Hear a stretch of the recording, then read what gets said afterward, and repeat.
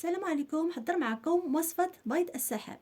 نضيفوا 4 بياض بيض، الملحة، ونطربوا الكل حتى يولي على شكل مورينغ.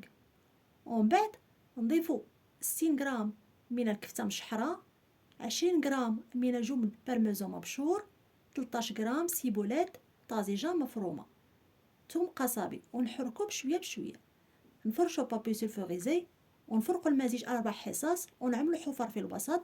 نسخنوا الفران من قبل وندخلوهم يطيبوا مدة 4 دقائق، ومن بعد 4 دقائق نخرجوهم ونضيفوا صفارة البيض اللي حسبنا به ونرشوا البزار ونرجعوا مرة تانية الفرن حتى يطيب صفارة البيض على حسب الرغبة ديالكم، ونخرجوهم ونقدموهم بالصحة والراحة.